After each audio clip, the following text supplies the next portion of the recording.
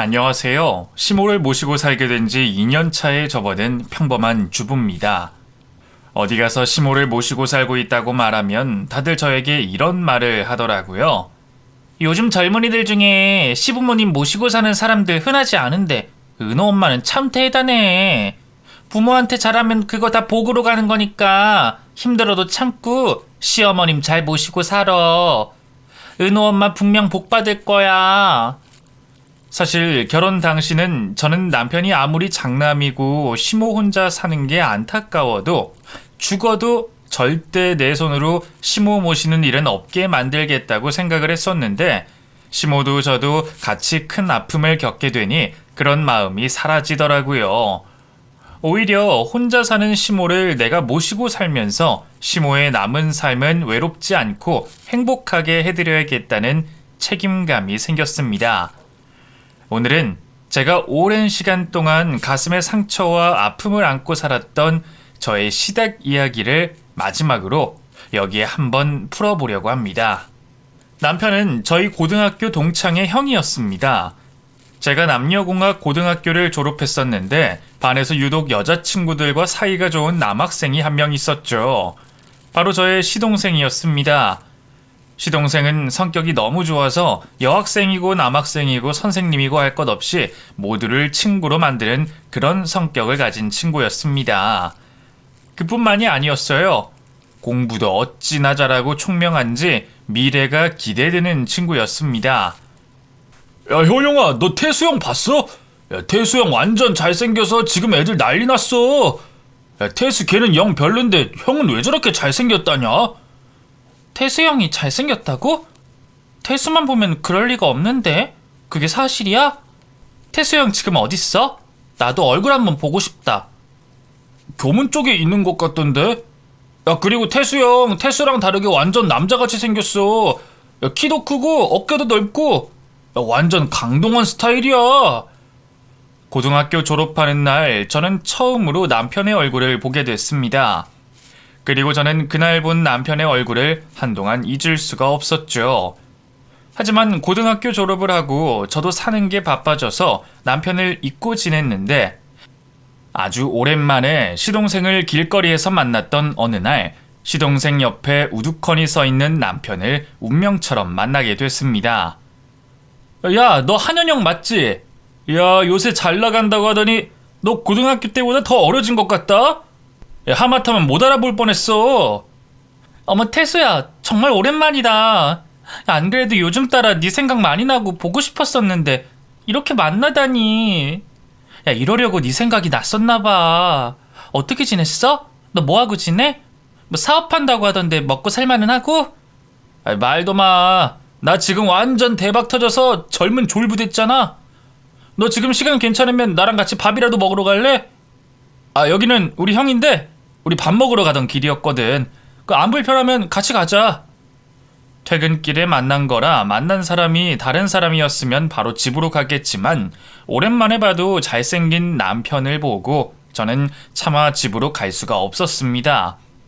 그래서 저는 시동생 핑계로 시동생과 남편과 함께 간단한 약주를 한잔 했었는데 그렇게 남편과 저의 인연이 시작이 됐습니다. 아, 현영아, 너 요즘 우리 형이랑 연락하고 지내고 있어? 아, 형이 자꾸 나한테 네 이야기하고 너에 대해서 묻던데? 뭐 아예 사귀기로 한 거야? 아직 사귀는 건 아니고 그냥 연락만 하고 있어.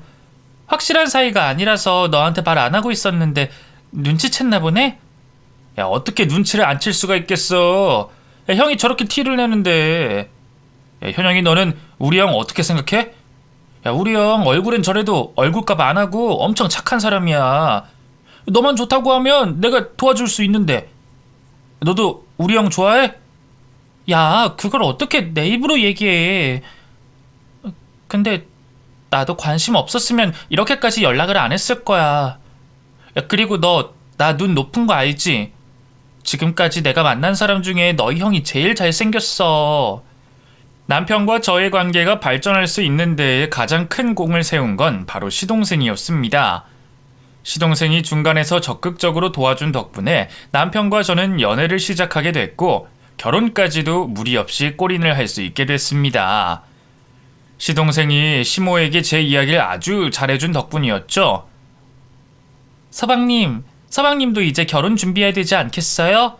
남자 나이 30이면 무슨 문제 있는 거 아니고는 다 장가 가는데 서방님 장가 갈 생각 있기는 한 거죠?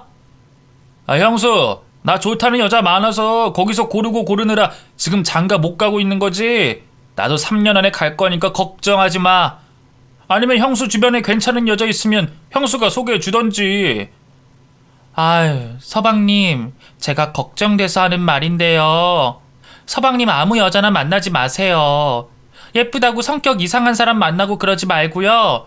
서방님이랑 잘 어울리는 사람 만나야 돼요. 알겠죠? 저는 여자들이 서방님 착한 성격 이용해 먹을까봐 걱정돼요. 내 나이가 이제 30이고 어린 나이에 사업도 성공시켰는데 사람 보는 눈 없을까봐 그래? 걱정하지 말고 여자 생기면 내가 형이랑 형수한테 보여줄 테니까 그때 한번 눈여겨봐줘. 사람을 좋아해서 사람을 잘 믿는 성격인 시동생이 혹여나 욕심 많은 여자를 만날까 걱정스러웠습니다. 그래서 결혼 전 만나는 여자를 먼저 저희에게 보여주길 바랬는데 시동생은 자신을 믿은 건지 아니면 만나는 여자를 믿은 건지 어느 날 대뜸 결혼할 여자라며 가족들에게 인사를 시켜줬습니다. 이 친구 부모님들한테는 결혼 허락 받아서 이제 우리 가족들한테 인사시켜 드리려고 데리고 왔어. 우리 내년 봄쯤에 결혼할 생각이야. 결혼 날짜는 장모님이 잡아주신대. 내년 봄쯤에 결혼할 생각이라니? 너 그럼 엄마한테는 결혼 허락 안 받겠다 이 말이야? 나한테 지금 너 결혼하는 거 통보하겠다는 것 같은데 이게 무슨 경우야? 아니, 엄마는 당연히 내 결혼 허락해 줄 거라고 생각했는데. 엄마, 내 결혼 반대할 거야? 아니, 통보하듯이 말해서 기분 나빴다면 미안한데 나는 엄마가 당연히 내 결혼 허락해 줄 거라고 생각해서 그랬어. 기분 나빴다면 정말 미안해. 처음엔 시동생이 데리고 온 여잔데 당연히 좋은 사람이 아니겠나 싶어서 저는 그 결혼에 적극 찬성을 했었습니다. 시모도 자기 아들이 좋다고 하니 너 알아서 해라는 식으로 결혼을 허락해줬는데 시동생의 결혼 과정에서 잡음들이 생기기 시작했습니다. 서방님, 신혼집은 어떻게 하기로 했어요? 제가 아는 서방님이라면 서방님이 해간다고 했을 것 같은데 내 말 맞죠? 그건 제가 해갈 수 있는 능력이 되니까 당연히 해가는 건데. 근데 형수, 내가 고민이 있거든? 그 엄마한테는 말하지 말고 형이랑 형수가 내 이야기 들어보고 나 좀 도와줘. 결혼 준비를 하고 있는 시동생의 얼굴에는 근심이 가득해 보였습니다. 그리고 시동생은 저와 남편에게만 고민을 털어놨었죠. 지은이가 결혼하기 전에는 나한테 돈에 관련된 이야기를 한 번도 꺼낸 적이 없었거든? 뭐 데이트 비용을 내가 낼 때마다 항상 고마워했었고 뭐 돈 때문에 힘들다는 소리를 단 한 번도 한 적이 없었단 말이야. 근데 왜요? 설마 결혼한다고 하니까 서방님한테 돈 달라고 그러고 있는 거예요? 갑자기 나한테 빚이 있다고 그 빚 좀 갚아달라고 하는 거야. 1, 2천 정도면 내가 갚아주는 게 맞다고 생각을 해서 갚아주려고 빚이 얼마냐고 물어봤더니 1억이라고 하길래 고민이 되더라고. 1,000만 원도 아니고 1억이라고요? 서방님, 그건 진짜 아닌 것 같아요. 갖고 오는 돈이 없는 건 그렇다고 쳐도 억소리 나는 빚을 가지고 시집 오는 건 아니죠.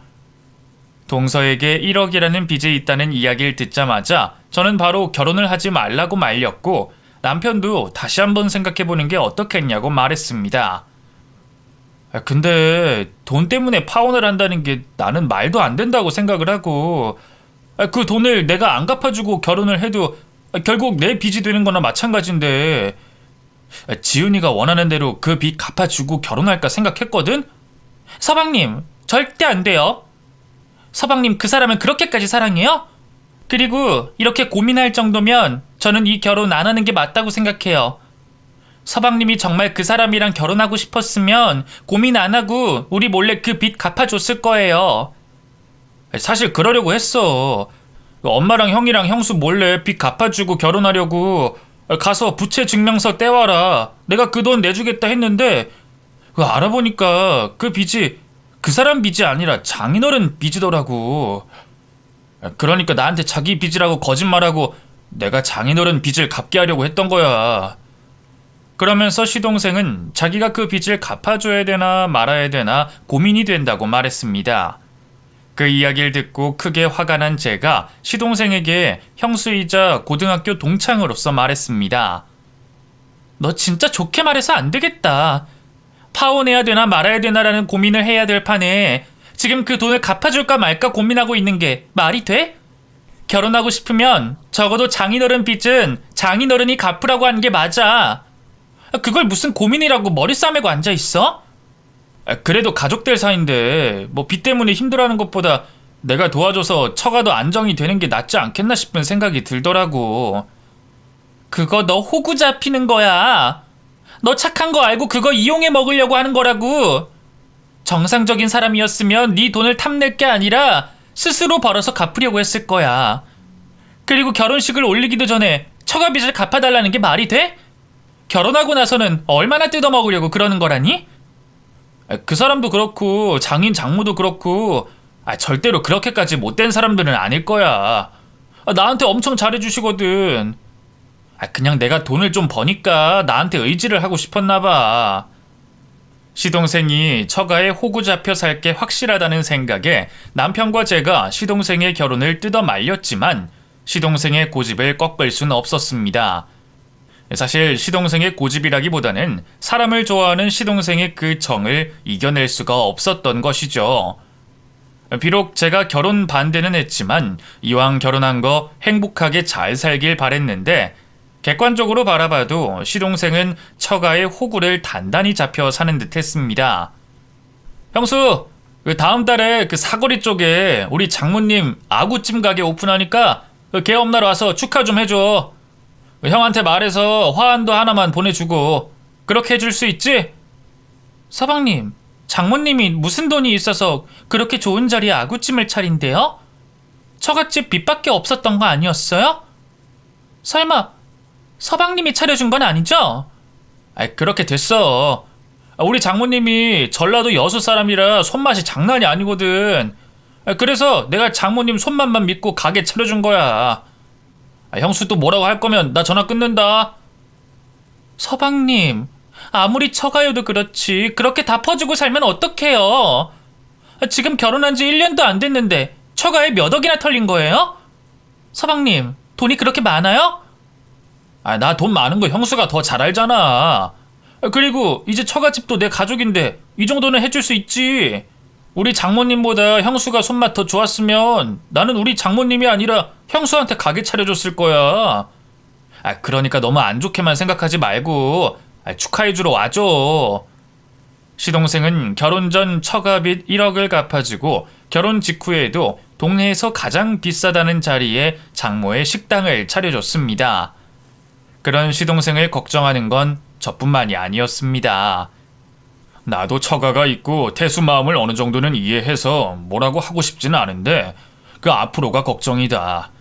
태수 이야기 들어보니까 처가 식구들이 먹고 살 수 있게 가게 차려달라고 떼써서 어쩔 수 없이 차려준 거라고 하던데 저래도 되나 싶네. 처가에서 때를 써서 차려준 거라고? 서방님 말로는 장모님 솜씨가 좋아서 차려준 거라고 하던데 그게 아니었어? 음식 솜씨 좀 좋다고 가게 다 차려주면 웬만한 엄마들 다 식당 가지고 있어야 될걸? 처음에 재수씨가 먼저 자기 집 먹고 살 수 있게 도와달라고 했었는데 태수가 힘들다고 하니까 장인어른이 태수 불러서 윽박지르고 난리도 아니었대. 자기 귀한 딸 데려갔으면 그 값은 치러야 되지 않겠냐고. 그래서 어쩔 수 없이 차려준 거라더라. 웃겨 진짜. 우리 서방님은 귀한 아들 아니래? 우리 서방님도 우리 어머님한텐 귀한 아들이고 우리한테도 소중한 가족이잖아. 솔직히 아까운 건 우리 서방님이 훨씬 아까운데 뭘 그딴 걸 요구를 했대? 동서 그 순한 얼굴로 우리 서방님 호구 단단히 잡았네. 시동생의 호구를 단단히 잡은 동서는 시댁 눈치를 봐서라도 최소한의 며느리 노릇을 해야 했는데 결혼 후 단 한 번도 시댁에 들리지 않았는데 다른 날도 아니고 가장 중요한 날인 명절과 시부의 제삿날에도 동서는 시댁에 찾아오지 않았습니다. 서방님, 오늘 결혼하고 아버님 첫 제사인데 동서 설마 오늘도 안 오는 거예요? 왜 서방님 혼자 이 집에 들어오는 거죠? 장모님 가게가 바빠서 도와줘야 된다고 못 온다고 해서 혼자 왔어. 그 엄마랑 형수한테 미안하다고 전해달라고 했고, 그리고 내가 제사 준비 도울 테니까 너무 화내지 마. 형수 예쁜 얼굴 찡그리지 말고 인상 좀 펴. 아무리 일이 바쁘다고 해도 결혼 후 시댁에 단 한 번도 오지 않는 건 큰 문제가 있다고 생각했습니다. 동서와 시모의 사이가 나쁜 것도 아니고 솔직히 결혼할 때 돈 한 푼도 없이 받아가기만 했으면 마음으로라도 그 빚을 갚아야 된다고 생각을 했었는데, 알고 보니 동서는 시동생과 결혼 전부터 만나고 있던 남자가 따로 있었습니다. 지은이가 나랑 결혼하기 전부터 나랑 동시에 만나고 있던 남자가 있었더라고. 나랑 결혼하면서 그 남자를 정리했는데 그게 맘처럼 쉽게 정리가 되지 않았었나 봐. 확인해 보니까 신혼여행 다녀오고부터 그 남자랑 다시 연락하면서 지낸 것 같아. 그 사실을 얼마 전 내가 우연히 알게 됐는데 지훈이가 먼저 이혼하자고 해서 그러자고 했어. 내가 미친다 미쳐. 내가 너보고 누누이 말했었지. 너로 인해서 이득 보려는 사람은 절대 믿지 말라고 말했었잖아. 너 내가 네 장모 식당 네가 차려준 건지 모르고 있을 줄 알았어? 네가 차려준 거 알고도 일부러 모른 척 눈 감아주고 있었는데, 너 돈이라는 돈은 다 쓰고 이렇게 뒤통수 맞고 이혼당하면 남들은 바람난 와이프 욕 안 하고 너 멍청하다고 네 욕한다고. 아무리 그래도 이혼은 네가 하자고 해야지 왜 당하고 오냔 말이야. 아이 엄마, 그래도 나는 후회하지 않아. 그 사람들은 나를 이용하려고 했고 진심이 아니었다고 해도 나는 진심이었으니까 괜찮아. 끝까지 답답한 소리를 하는 시동생 때문에 시모도 저도 남편도 혈압이 머리끝까지 올라갔습니다. 그런데 시동생의 답답함은 거기서 끝이 아니었습니다. 서방님, 그래서 그 아구찜 가게는 어떻게 하기로 하셨어요? 그 집에서는 그 가게 차릴 때 10원 한 장 안 냈고 처음부터 끝까지 서방님 돈으로만 차린 건데 그건 당연히 서방님이 챙겨 오실 거죠? 그것 때문에 고민을 많이 해봤는데 그 아구찜 가게를 제가 가져오는 건 좀 아니라는 생각이 들어. 장모님이나 장인어른 지금 그 가게로 먹고 사는데 이혼했다고 남의 집 생계를 뺏어오면 나 벌 받을 것 같아. 뺏어온다고 생각하면 안 되죠. 처음부터 그 가게 그 사람들 것이 아니라 서방님 거였는데 왜 뺏어온다고 생각하세요? 그리고 서방님이 그거 뺏어온다고 해도 그 사람들 굶어 죽고 그럴 사람들 아니고 또 서방님 같은 호구 잡아서 잘 먹고 잘 살 거라고요. 솔직히 바람 피운 딸이 잘못했지 장모님이 잘못한 건 없잖아. 그래서 그 가게는 벌써 장모님한테 넘겨주기로 약속했고 이미 끝난 이야기니까 더 이상 이야기 안 했으면 좋겠어. 결국 시동생은 처가에게 간도 쓸개도 다 꺼내주고 난 후 뒤통수를 세게 맞은 뒤 결혼 1년 만에 이혼을 했습니다. 그리고 저는 바보같이 이혼당했다고 오히려 사람들의 욕을 먹고 있는 시동생에게 말했습니다. 서방님, 그렇게 착하게만 살 거면 결혼하지 말고 평생 혼자 사세요. 결혼이라는 게 나 좋고 당신 좋자고 하는 게 결혼인데 서방님 결혼은 결국 상대방만 좋은 일만 다 시켜주잖아요. 서방님이 무슨 자원봉사자예요? 아니면 돈이 남아 돌아서 여기저기 뿌리고 다니고 싶은 거냐고요? 여자 만나고 싶으면 가볍게 연애만 하세요. 형수가 볼 때 내가 많이 바보 같고 답답해 보이겠지만 사람을 믿고 사는 게 나쁜 것만은 아니야. 이렇게 살면 손해도 보지만 나도 이득 많이 보고 도움 많이 받고 살아서 괜찮아. 그래도 형수 말 새겨 듣고 재혼 같은 건 안 해볼 테니까 걱정하지 마. 내가 형수한테 걱정을 많이 시키나 보네. 저는 진심으로 시동생이 재혼을 하지 않고 평생 혼자 살길 바랬습니다. 재혼을 한다고 해서 좋은 사람을 만난다는 보장이 없고 50%의 확률로 또 안 좋은 사람을 만날 수 있으니 말이죠. 하지만 사람 인연이라는 게 누가 하지 말라고 한다고 해서 맺어지지 않는 게 아니라고 시동생은 이혼 후 3년 만에 재혼을 선포했습니다. 엄마, 나 지금 만나는 사람 있는데 그 사람도 나처럼 이혼녀에 나만큼 큰 상처가 있는 사람이야. 그 만난 지 6달밖에 안 됐지만 우리 둘 재혼하기로 약속했으니까 나중에 시간 될 때 따로 인사시켜 드릴게. 태수야, 그게 또 무슨 소리야? 조용히 잘 살고 있나 싶었는데 무슨 바람이 들어서 재혼을 하겠다는 거야? 그것도 이혼녀라니. 너 정말 정신이 있는 거니 없는 거니? 아니 엄마, 나도 이혼남이야. 그 사람이랑 나랑 다를 거 하나도 없다고. 그리고 그 사람도 전 남편이 잘못해서 상처받고 이혼한 사람이야. 근데 그 사람한테 애가 둘이 있긴 한데 나는 애 둘이 있다고 해도 상관없거든. 재혼할 상대에게 아이가 둘이나 있다는 말에 시모는 결국 뒷목을 잡고 쓰러지셨습니다. 시모만큼이나 충격을 받기도 하고 화가 난 제가 시동생에게 화를 내며 말했습니다. 서방님, 결혼 한 번 해봤더니 두 번은 안 어려우신가 봐요. 서방님 말대로 서방님도 이혼남이니 그쪽이 이혼녀인 건 저도 상관없다고 생각을 하는데 어떻게 애 둘 딸린 사람이랑 재혼할 생각을 해요? 이건 정말 저도 반대예요. 서방님은 전처랑 고작 1년밖에 안 살았지만 그쪽은 애 둘까지 있으면 말이 다르죠. 나는 내가 사랑하는 사람한테 애가 둘이나 있단 게 크게 문제가 되지는 않는다고 생각해. 두 사람이 좋아서 만났는데 거기서 애가 있었을 뿐이지 그 애들이 나한테 해코지하는 것도 아니잖아. 서방님, 그 여자 만난 지 겨우 6달밖에 안 됐다면서요. 겨우 그 정도 만나놓고 뭘 믿고 재혼을 한다는 거예요? 꼭 이 결혼하고 싶으면 그 여자한테 애 둘이라도 전 남편한테 떼어놓고 오라고 하세요. 겨우 반년밖에 안 만난 애 둘 딸린 이혼녀랑 결혼하겠다는 시동생에게 저는 시모와 같은 마음으로 재혼을 반대했는데 시동생은 처음으로 저에게 열을 내며 말했습니다. 만난 기간이 얼마고 그 사람한테 주어진 환경이 어떻고 그런 거 하나하나 다 따져서 계산적으로 만나면 나 평생 여자 못 만나. 나는 오직 사람 하나만 보고 사랑 하나만 믿고 재혼을 하려는 거지 그 사람 주변 따윈 나한텐 아무 의미가 없다고. 그러니까 형수도 이제 그만해. 서방님, 제발 정신 차리세요. 사랑이 밥 먹여주는 것도 아니고요. 그 사랑이 거짓일 수도 있는데 왜 서방님은 의심 한 번 안 하고 사람을 그렇게 믿어버리세요? 적어도 2년 이상은 만나보고 결정해야 되는 거 아니냐고요.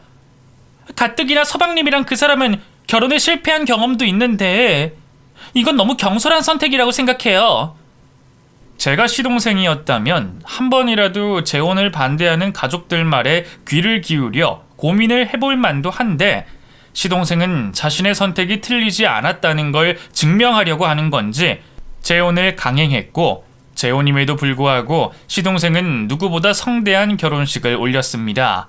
대수야, 그 가족들이 뭐라고 해도 네가 이 결혼해야겠다면 우리도 어쩔 수 없는 건 맞는데 엄마가 너희 재혼하는 거 너무 시끄럽게 하는 거 아니냐고 조금만 조용하게 해달라고 하시더라. 엄마 생각해서라도 그렇게 해주면 안 될까?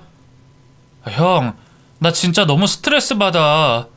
가족들이 반대하는 결혼하는 것도 이미 충분히 힘든데 엄마는 결혼식 하지 말던가 아니면 작게 하라고 하지. 그 사람은 죽어도 자기 하고 싶은 결혼식은 올려야 된다고 하지. 이러다 나 진짜 스트레스 받아서 죽을 것 같으니까 형이 엄마 좀 말려줘. 그리고 엄마는 어차피 내 결혼식 오지도 않을 건데 왜 그런데? 엄마가 반대를 해도 신경이 쓰이고 모른 척할 수만은 없으니까 그렇지. 그리고 네가 조금만 엄마 잘 달래주면 엄마 마음 열릴 것 같은데 너 왜 이렇게 고집을 부리냐? 고집이 아니라 나는 이미 가족들한테 마음 다 상했어. 내 나이가 몇인데 왜 내 인생 내 맘대로 못 살게 하는 거냐고.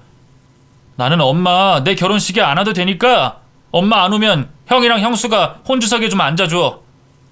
결국 시모는 시동생의 재혼식 날 참석을 하지 않았는데 시동생은 그걸 어느 정도 예상하고 있었음에도 불구하고 시모에게 크게 실망을 했는지 시모와 연을 끊겠다고 말했고 그 일로 시모가 상심을 크게 받으셔서 남편과 제가 시동생을 달래러 시동생의 집에 찾아가게 됐습니다. 서방님이 어머님이랑 연 끊는다고 하셔서 어머님 또 쓰러지셔서 병원 다녀왔어요. 어머님한테 서운한 건 저도 이해하지만 그렇게 연을 끊어버리겠다고 하면 안 되죠. 엄마가 또 쓰러졌다고? 지금은 어때? 엄마 괜찮아? 내가 진짜 엄마한테 불효자가 맞긴 맞나 봐. 나도 진짜 어떻게 해야 될지 모르겠다. 지금이라도 어머님한테 연락드려서 죄송하다고 말씀드리고 동서랑 잘 살겠다고 말해주세요. 그러면 어머님도 못 이기는 척 받아주시고 어머님도 서방님이랑 동서한테 미안하다고 할 거예요. 형수, 나도 그러고 싶은데 그 사람이 내가 엄마랑 연락하는 걸 싫어해서 그럴 수가 없어. 이번에 엄마랑 연 끊은 것도 그 사람이 그러라고 해서 그런 거거든. 평소에 욕 같은 건 절대 안 하던 남편이 시동생의 말에 욕설을 내뱉었습니다.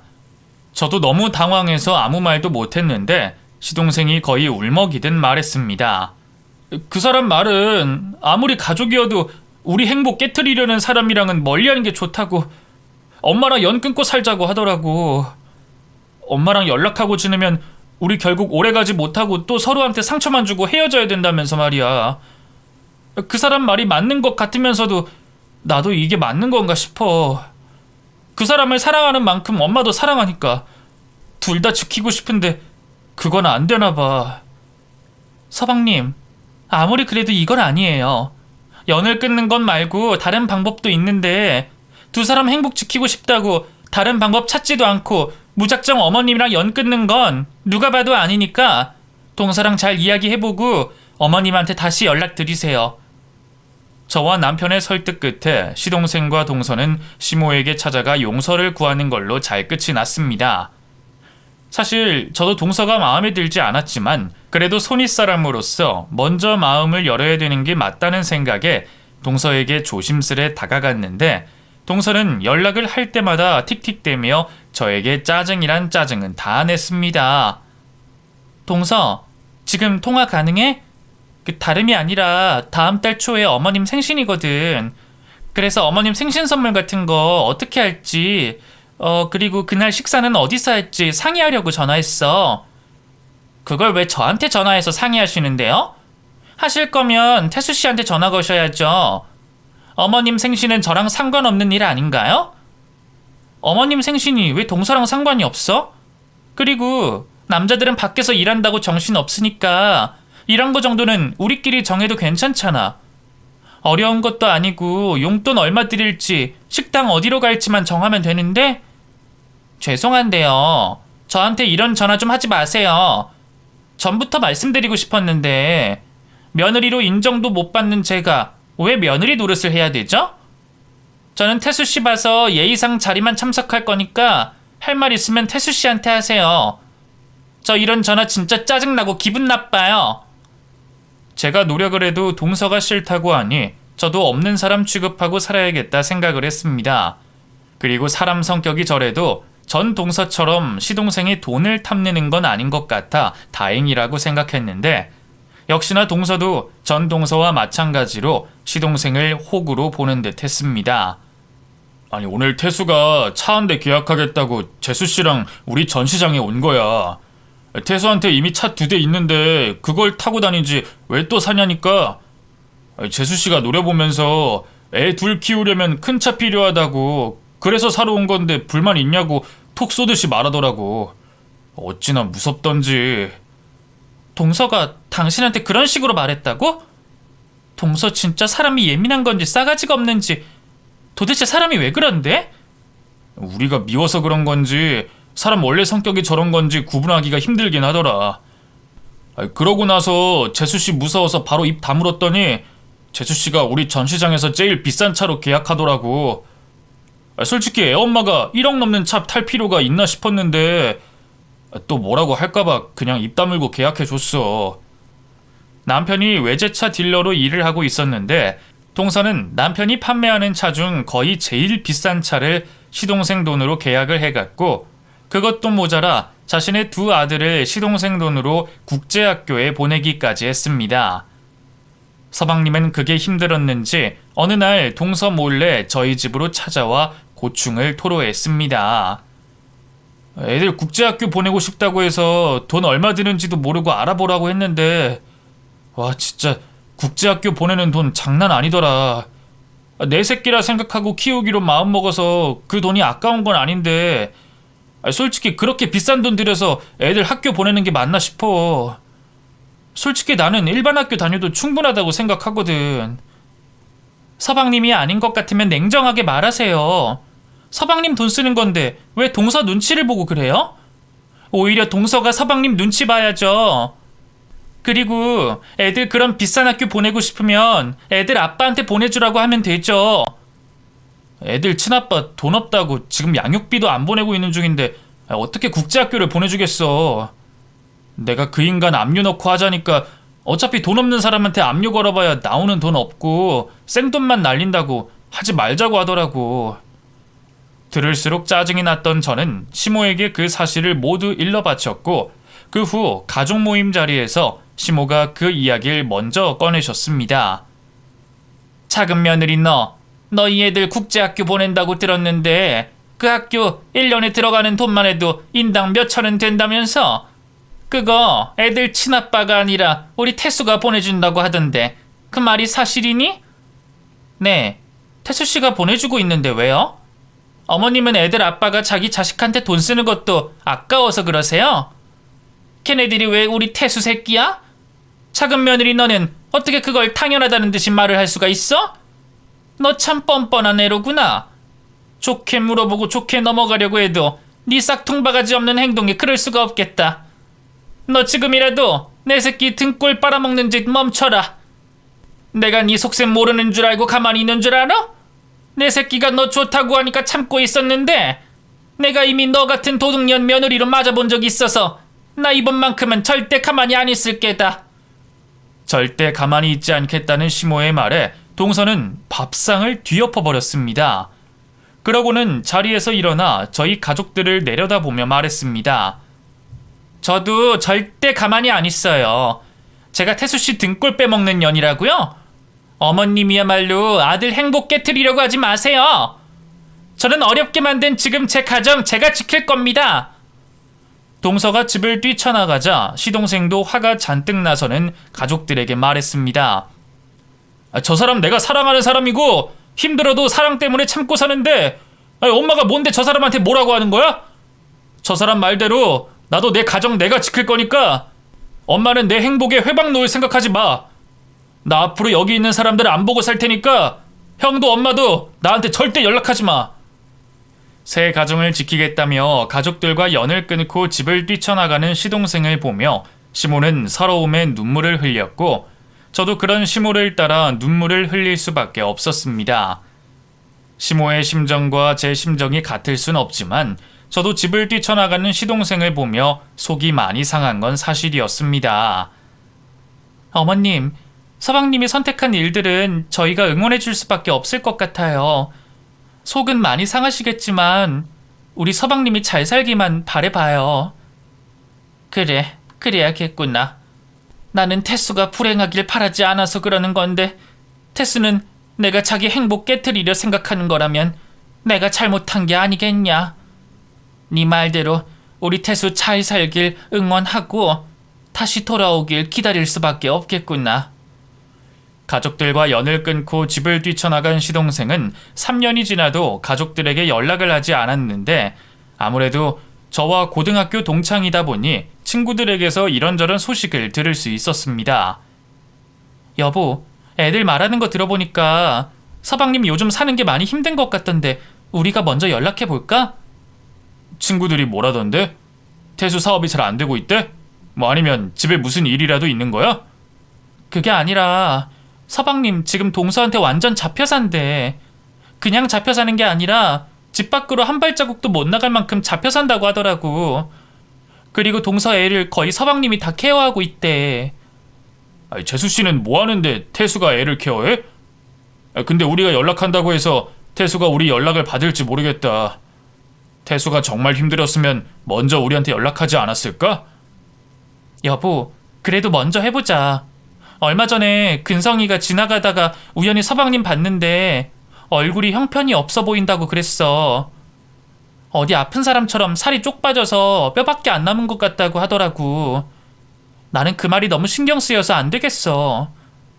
좋지 않은 시동생의 소문에 남편이 3년 만에 시동생에게 전화를 걸었는데 남편은 짧은 통화를 끝내자마자 저에게 옷을 챙겨 입으라고 말했습니다. 태수 목소리가 심상치가 않아.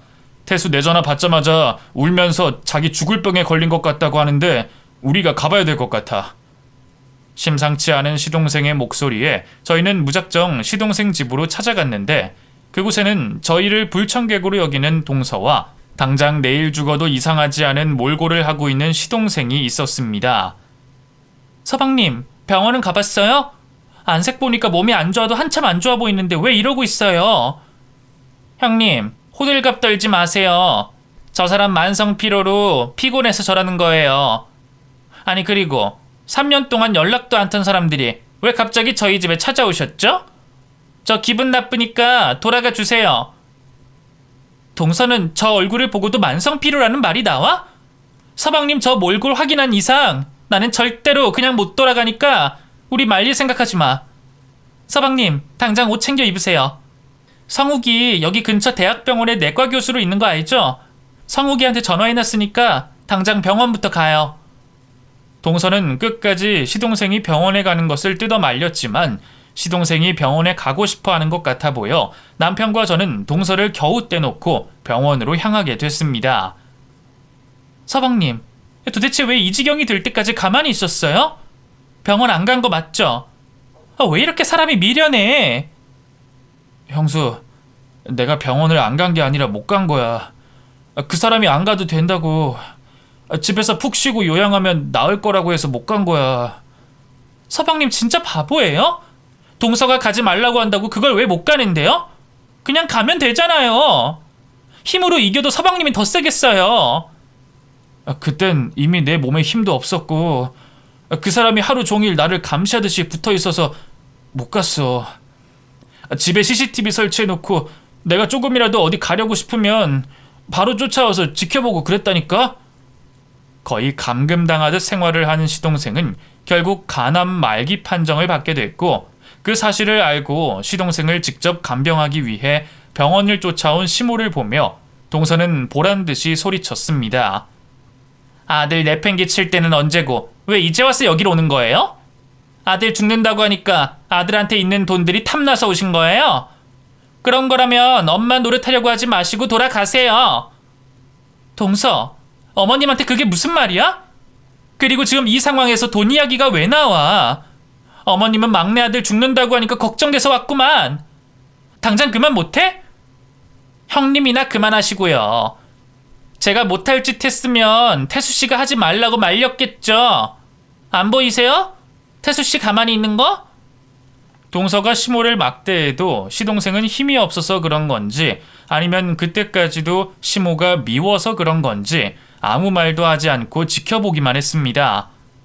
그렇게 기세등등해진 동서는 우리 가족들이 시동생 옆에 있는 것도 싫어해서 임종 직전에도 연락을 주지 않았는데 저희는 병동 간호사의 연락을 받아서야 겨우 시동생의 임종을 지킬 수 있었습니다.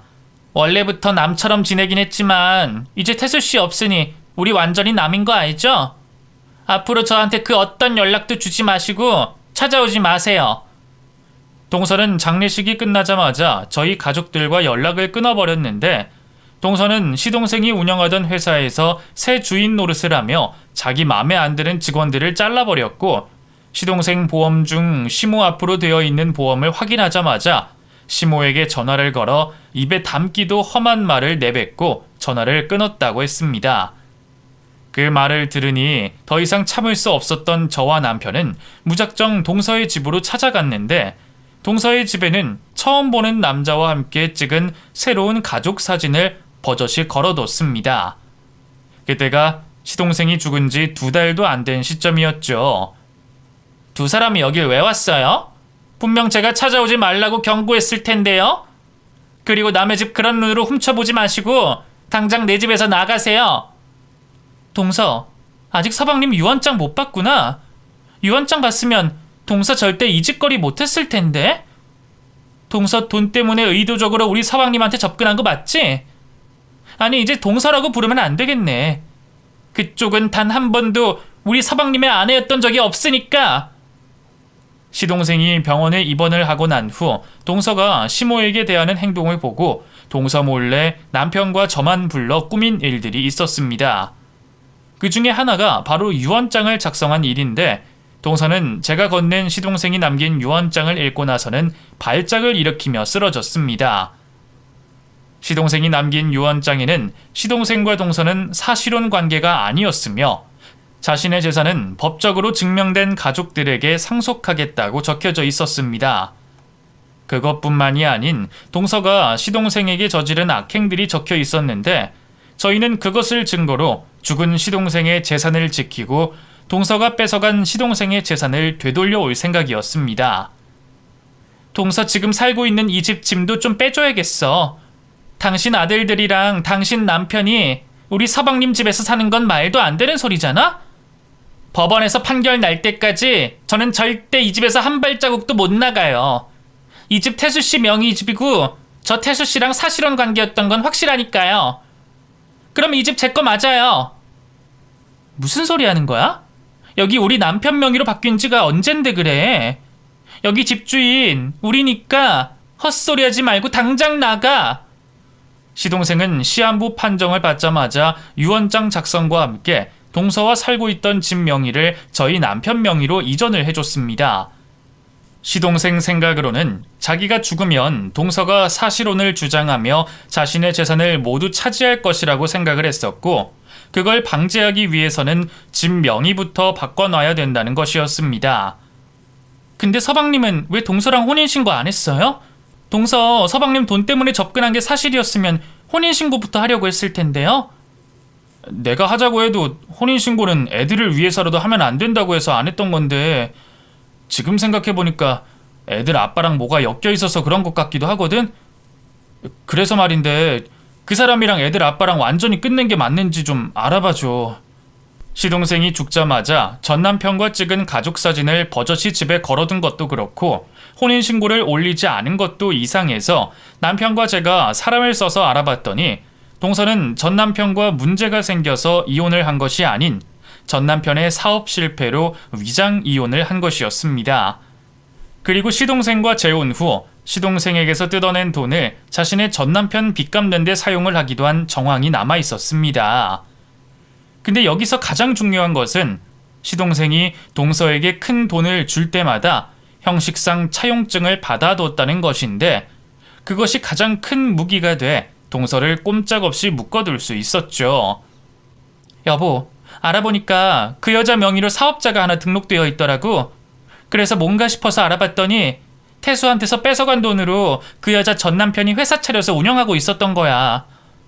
어쨌든 그 사업자는 그 여자 명의니까 차용증으로 그 회사 압류부터 넣으면 될 것 같아. 동서는 시동생과 사는 짧은 시간 동안 어마어마한 재산을 갈취했고 저희는 죽은 시동생의 억울함을 풀고자 증거란 증거는 다 모아 동서와 동서 전 남편에게 소송을 걸었습니다. 몇 년간의 긴 소송 끝에 법원은 저희의 손을 들어줬고 동서와 동서 전 남편은 사기죄에 더불어 수많은 죄를 인정받고 감옥으로 들어가게 됐습니다. 그리고 우리는 뺏어올 수 있는 건 모조리 뺏어와 그들 가정이 처참히 무너지는 걸 두 눈으로 확인까지 하게 됐는데 그럼에도 불구하고 저희 가족들의 억울하고 슬픈 마음은 풀리지 않았습니다. 우리 아들은 억울하게 죽고 없는데 그년한테서 내 새끼 거 다 찾아오고 다 뺏어오고 그 인간들 인생 망가뜨리면 뭐하니? 내 수중에 수십억이 생겨도 나는 하나도 기쁘지 않다. 나 이제 태수 없이 어떻게 살아야 하니? 시모 말이 맞았습니다. 모든 것을 되찾아오고 그들에게 벌을 줘도 시동생이 세상에 없으니 저희 가족들은 기뻐할 수가 없었죠. 그래서 저는 시모를 제가 모시기로 결심했습니다. 그리고 제가 노력해서 어떻게든 다시 저희 가족의 행복을 되찾을 생각입니다. 시간이 흘러도 저희 가족들의 마음에 입혀진 상처는 쉽게 낫지 않겠지만 그렇다고 평생 죽은 사람을 그리워하고 속상해하고 억울해하며 살지만은 않을 거라고 생각합니다. 맏며느리인 제가 노력해서 우리 가족들이랑 잘 살아보겠습니다. 여러분들의 많은 응원 부탁드립니다.